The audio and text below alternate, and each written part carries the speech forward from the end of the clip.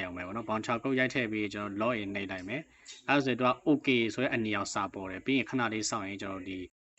ဟုတ်ပြီဒီခါကျရင် Omada သုံးတဲ့လူတွေအတွက်တည်င်းကောင်းကျွန်တော်မျှဝေတော့ဖြစ်ပါတယ်အဲ့တော့ Omada OC နေရာတွေသုံးနေဆိုရင်ကျွန်တော်ဒီ Rugi တွေ Microtik တွေလိုပဲဘာလို့လို့ရပြီလဲဆိုရင်သူ့ရဲ့ဒီ voucher တောင်းတဲ့ page ကို customize လုပ်လို့ရပြီဖြစ်ပါတယ်အခုကျွန်တော်ဒီ Omada ရဲ့စာမျက်နှာကိုကျွန်တော် customer အတွက်ပေါ့နော်ကျွန်တော်ပြောင်းထားတာရှိရတခါလက်တွေ့ပြမယ်နော်လက်တွေ့ပြမယ်ဆိုတော့ဒီမှာကျွန်တော်တို့သူ့ရဲ့ဥစ္စာလေးချိန်လိုက် require ဒုတင်ဆောက်လိုက်ရင်ဒါမျိုးဖြစ်သွားပြီဆိုတော့ဒီမှာ voucher code ကိုကျွန်တော်တို့ကရိုက်ထည့်လိုက်အောင်ပဲပေါ့နော် voucher code ရိုက်ထည့်ပြီးကျွန်တော် log in နှိပ်လိုက်မယ်အဲဒါဆိုတော့ okay ဆိုတဲ့အနီအောင်စာပေါ်တယ်ပြီးရင်ခဏလေးစောင့်ရင်ကျွန်တော်ဒီ TikTok ကိုရောက်သွားလိမ့်မယ်ပေါ့နော်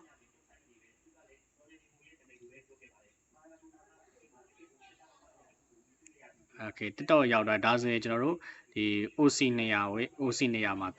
OC နေရာရဲ့ micro ပါပေါ့နော်သုံးလို့ရပြီဖြစ်ပါတယ်အဲ့တော့ဒါကျွန်တော်တို့ Omada ရဲ့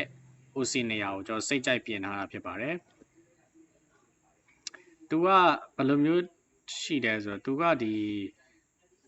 ဖုန်းနဲ့ဆိုရင်တော့ခုနကစာမျက်နှာကနည်းနည်းလေးကြည့်ရဆိုတယ်ကွန်ပျူတာနဲ့ဆိုရင်တော့ကြည့်ရတာကွက်တိပဲပေါ့နော်ကျွန်တော်ကွန်ပျူတာနဲ့ဆိုရင်ဘယ်လိုပေါ်လဲဆိုတော့တစ်ချက်ပြပေးမယ်နော်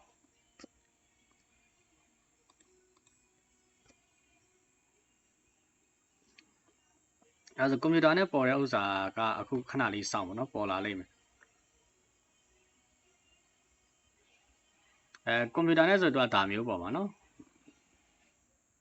ကွန်ပျူတာနဲ့ဆိုရင်တော့ဒါမျိုးပေါ့ဒါ TV link ရဲ့ Omada ပေါ့နော်ဒါမျိုးလေးပေါ်မှာဖြစ်တယ်